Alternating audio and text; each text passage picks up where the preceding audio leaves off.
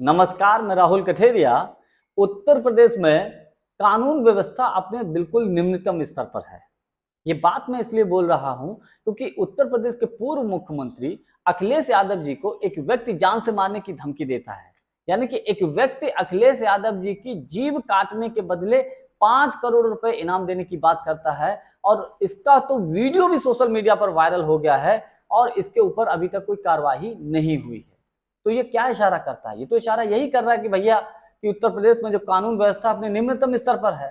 देखिए, सरकारें तो आती जाती रहती हैं। अभी भाजपा की सरकार है, आने वाले में जरूरी थोड़ी कि दोबारा तीसरी बार फिर योगी आदित्यनाथ जी उत्तर प्रदेश के मुख्यमंत्री बन जाए। हो सकता है किसी और की सरकार बन जाए।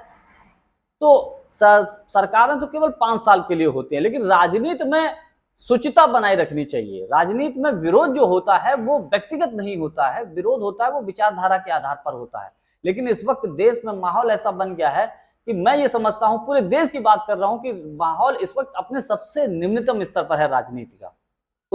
उत्तर प्रदेश ही नहीं, पूरे देश की बात कर रहा हूं। अब बात उत्तर प्रदेश की करें तो उत्तर प्रदेश में एक मीडिया हाउसेस के कार्यक्रम में तो अखिलेश यादव जी ने खुलेआम बोल दिया है कि भारतीय जनता पार्टी सबसे ज्यादा जातिवादी पार्टी है। ये अखिलेश यादव जी ने कहा, सबसे ज्यादा जातिवादी पार्टी कोई है तो भारतीय जनता पार्टी है। और जातियों को लेकर उन्होंने कहा है कि जातियां हमने नहीं बनाई, जातियां तो एक मनु महाराज थे, उन्होंने बनाई।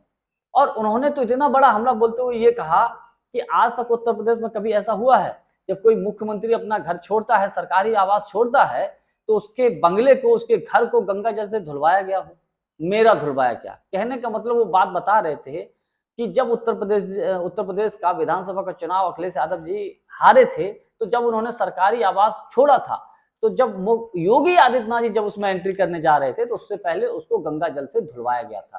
तो ये तो साफ-साफ है कि भैया योगी आदित्यनाथ जी ने जातिवाद यहाँ पर दिखाया कि ओबीसी समाज के हैं, तो कहीं न कहीं दिमाग में होगा कि भैया शूद्र समाज से हैं, तो अब इस घर को, सरकारी आवास को जो है गंगा जल से धुलवाओ। तो यही बड़ा आरोप लगा रहे हैं अखिलेश यादव जी। देखिए, तमाम राजनीतिक विश्लेषक और मैं भी ये बोलता हूँ कि इस वक्त देश में स्थिति ये है, जो 50-60 साल पहले लोग, जो सामंतवादी विचारधारा के लोग चाहते थे, जिस तरीके का माहौल रखते थे, जिस तरीके से दलितों का, अल्पसंख्यकों का, आदिवासियों का, ओबीसी का उत्पीड़न करते थे, वही सामंतवादी विचारधारा के लोग अब पुनः चाहते हैं कि उसी तरीके का माहौल फिर से आ जाए। उत्तर प्रदेश ही नहीं बल्कि पूरे देश में।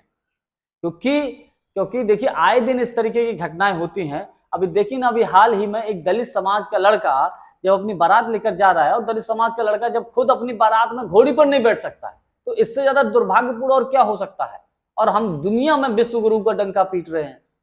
तो आगरा में क्या हुआ?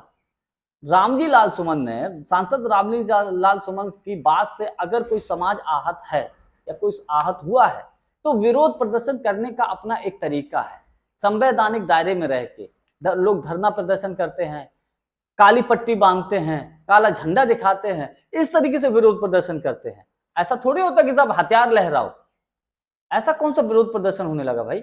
और उन पर कोई कार्रवाई भी ना होना, तो साफ-साफ इशारा करता है, साफ-साफ दर्शाता है कि उत्तर प्रदेश में जो कानून व्यवस्था है वो निम्नतम स्तर पर है।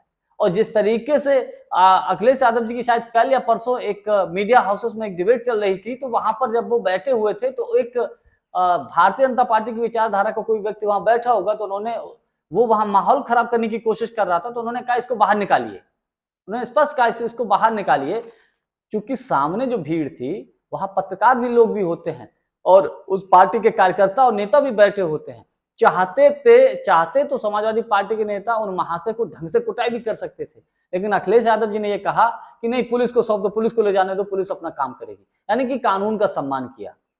तो मेरे कहने का मतलब यह है कि जिस तरीके से उत्तर प्रदेश में माहौल है, कानून व्यवस्था को लेकर प्रश्न चिन्ह खड़ा कर रहा है, एक पूर्व मुख्यमंत्री की जीभ काटने की धमकी देना बेहद दुर्भाग्यपूर्ण है। इससे ज्यादा दुर्भाग्य और कुछ हो ही नहीं सकता। मेरी अपील है कि ऐसे लोगों पर सख्त से सख्त कार्रवाई होनी चाहिए। जानकारी हमारी आपको कैसी लगी, कमेंट्स करके हमको जरूर बताइएगा। बहुत बहुत धन्यवाद। नमस्कार।